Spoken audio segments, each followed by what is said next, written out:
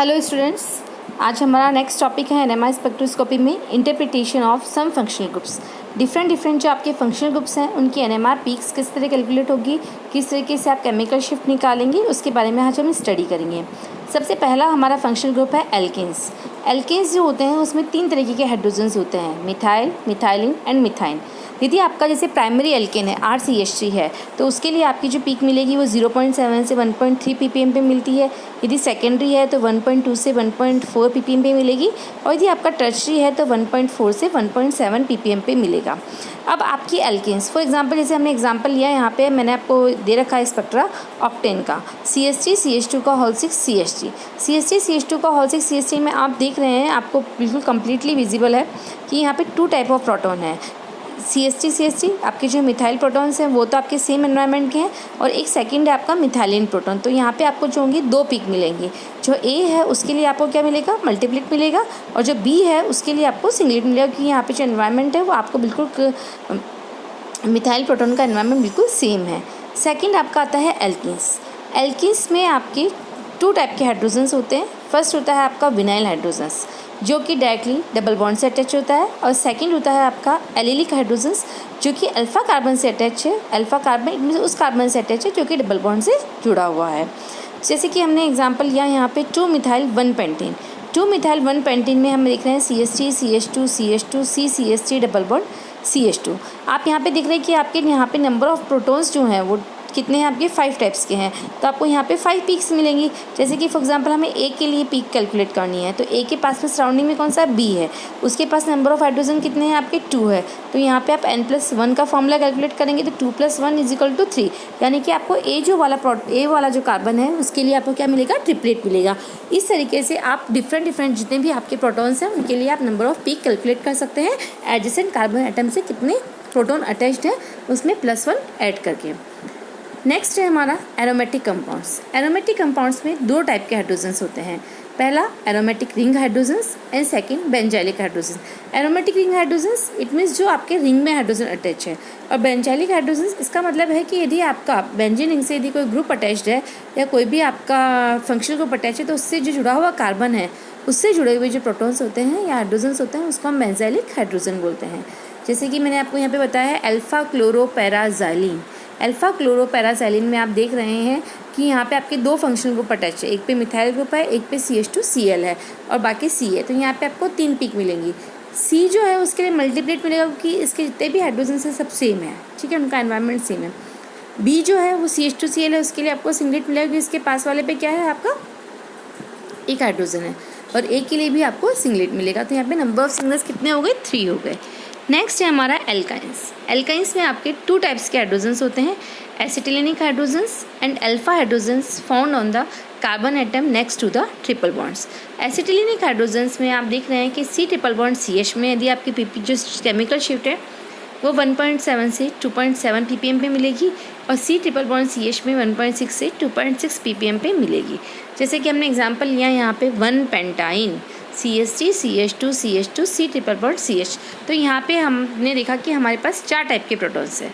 तो इसी तरीके से हम इसमें अब पी कैलकुलेट करेंगे। A प्रोटॉन के लिए हम देख रहे हैं कि B के पास कितने हैं, 2 है हाइड्रोजन, तो 2+1 3 मिलेगा, यानी A के लिए आपको ट्रिपलेट मिलेगा। इस तरह B के लिए यदि आपको कैलकुलेट करना है तो A और D दोनों का ऐड होगा। तो A के पास 3 है, D के पास 2 है, तो 3 और 2 5, 5+1 6। तो B के लिए क्या मिला आपको, 6 मिला। C के लिए आपको क्या मिलेगा कि इसके पास एक भी हाइड्रोजन नहीं है पास वाले एडजेसेंट पे, तो आपको सिंगलेट मिलेगा। तो इस तरीके से आप नंबर ऑफ पीक्स कैलकुलेट कर सकते हैं कि आपको किस तरीके से कौन सी पीक्स कितनी उससे मिलेगी। नेक्स्ट है हमारा एल्किल हैलाइड्स। एल्किल हैलाइड्स में एक ही तरीके का हाइड्रोजन होता है, अल्फा हाइड्रोजन होता है, जो कि सेम उस कार्बन से अटैच है जिसपे हैलोजन जुड़ा हुआ है। जैसे CHI है, CHBr है, CHCl है, CHF है। तो इनमें जितने भी आपके हैलोजन एटम जुड़े हुए हैं उनके अकॉर्डिंग की केमिकल शिफ्ट जो होती है वो डिफरेंट होती है। जैसा कि आपको बिल्कुल मैंने यहाँ शो किया हुआ है एनएमआई स्पेक्ट्रा में 1 chlorobutane CH3 CH2 CH2 CH2Cl।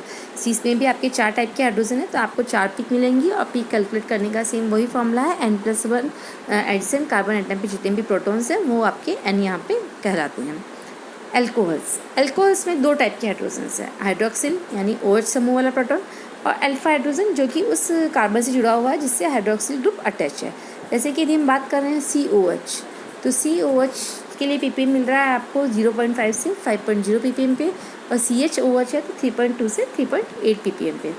मैंने एग्जांपल लिया है यहाँ पे 2-मिथाइल 1-प्रोपेनॉल CH3 CH CH3 CH2OH। CH3 CH3 CH2OH में आपके 4 टाइप के प्रोटॉन्स हैं, क्योंकि CH3 और CH3 दोनों का एनवायरनमेंट सेम है, दोनों एक ही ग्रुप से अटैच है, तो इसलिए ये एक ही टाइप के प्रोटॉन में आएंगे आपके B, C और D। तो यदि हम यहाँ पे एग्जाम्पल यदि मैं आपको बात करूँ C के लिए आपको क्या मिलेगा कि पास वाले कार्बन पे D पे कितने 2 प्रोटॉन है, तो C के लिए आपको यहाँ पे क्या मिलेगा ट्रिपलेट मिलेगा। ईथर्स में एक ही टाइप का हाइड्रोजन होता है, अल्फा हाइड्रोजन, जो कि उस कार्बन से अटैच है जिससे कि आपका ईथर ऑक्सीजन अटैच है। ROCH 3.2 से 3.8 ppm पे। आपको एग्जाम्पल शो है ब्यूटाइल मिथाइल ईथर।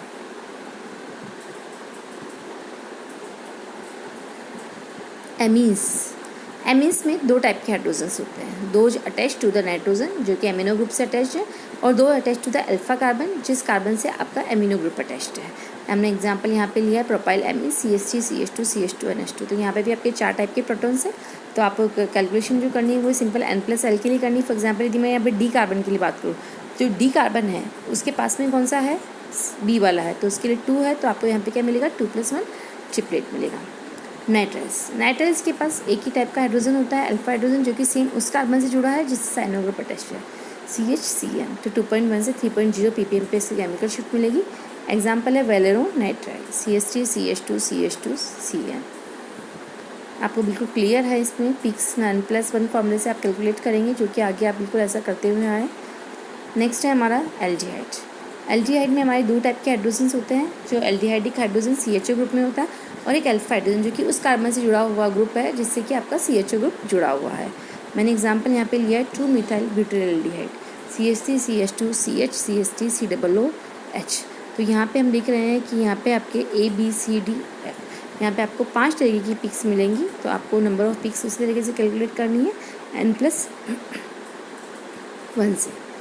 फिर हमारा कीटोन्स में भी आपके एक ही टाइप के हाइड्रोजन्स होते हैं जो कि अल्फा कार्बन से जुड़ा हुआ है। इसके लिए आपको पीक जो मिलती है वो 2.1 से 2.4 ppm पे मिलती है। एग्जांपल मैंने आपको यहाँ पे शो किया है 3-मिथाइल 2-पेंटेनॉल। 3-मिथाइल 2-पेंटेनॉल आप देख रहे हैं CH3 CH2 CH CH3 COO CH3 ABCDE 5 types की आपको पीक मिलेंगी। पीक कैलकुलेट करने का तरीका वही है जैसे D के लिए हम बात करें, D के एडजेसेंट कार्बन पे कोई भी प्रोटॉन नहीं है तो इसकी स्पिन स्प्लिटिंग नहीं होगी, तो इसके लिए आपको यहाँ पे सिंगलेट मिलेगा। एस्टर्स में 2 टाइप के हाइड्रोजन्स होते हैं, पहला उस कार्बन एटम से अटैच है जिससे ऑक्सीजन एटम जुड़ा हुआ है, और दूसरा उस अल्फा कार्बन से जो कि एस्टर के एसिड पार्ट से जुड़ा हुआ होता है। तो RCH-COO है तो 2.1 से 2.5 ppm मिलेगा, और RCOOCH है तो 3.5 से 4.8 मिलेगा। जैसे कि हमने एग्जांपल लिया है isobutyl acetate CH3COO CH2 CH CH3 CH3B। तो इसके लिए आपको जो मिलेगा वो ये वाले सिग्नल्स आपको यहाँ पे मिलेंगे, जो कि आपके बिल्कुल ग्राफ में आपको शो हो रहे हैं। कार्बोक्सिलिक एसिड में 2 टाइप के हाइड्रोजन्स होते हैं, फर्स्ट प्रोटॉन जो COOH ग्रुप से जुड़े हुए हैं, एंड द अल्फा हाइड्रोजन्स जो कि आपके कार्बोक्सिलिक ग्रुप से जुड़े हुए हैं। RCOOH 11.0 से 12.0 ppm मिलेगा, और CHCOOH तो 2.1 से 2.5 ppm पे मिलेगा। जैसे 2-क्लोरोप्रोपेनिक एसिड का जो आपको NMR स्पेक्ट्रा है वो बिल्कुल यहाँ पे क्लियर विजिबल दिखाया गया है। एमाइड्स में आपके 3 टाइप के हाइड्रोजन्स होते हैं, पहला हाइड्रोजन जो कि नाइट्रोजन से अटैच है, अल्फा हाइड्रोजन जो कि कार्बन एटम से अटैच है, एंड हाइड्रोजन जो कि कार्बन एटम से अटैच है that is also attach to the nitrogen atom. तो RCONH के लिए 5.0 से 9.0 ppm पे मिलेगा, CHCONH से 2.1 से 2.5 ppm पे मिलेगा, और RCONCH से 2.2 से 2.9 ppm पे मिलेगा।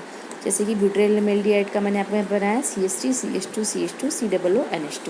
तो यहाँ पे आपके 4 टाइप के प्रोटॉन 4 पिक्स मिलेंगी। जैसे D के लिए यदि हम बात करते हैं, D के एडजेसेंट पे कुछ भी नहीं है तो आपको सिंगलेट मिलेगा। C के लिए बात करते थे, C के पास पे 2 प्रोटॉन है तो 2+3 मिलेगा। B के लिए बात करते थे A और C दोनों का ऐड होगा तो 3+2+1 यानी कि सेक्सेट मिलेगा। नाइट्रोएल्केन्स में एक ही टाइप के हाइड्रोजन्स होते हैं, alpha hydrogens, those hydrogen atom that are attached to the same carbon atom to which the nitro group is attached. CHNO2 है तो 4.1 से 4.3 ppm पे मिलेगा। मैंने आपको यहाँ पे शो किया है 1 नाइट्रोब्यूटेन CH3 CH2 CH2 CH2 NO2। तो आपके यहाँ पे 4 टाइप के प्रोटॉन हैं, तो यहाँ पे आपको 4 टाइप्स की पीक्स मिलेंगी।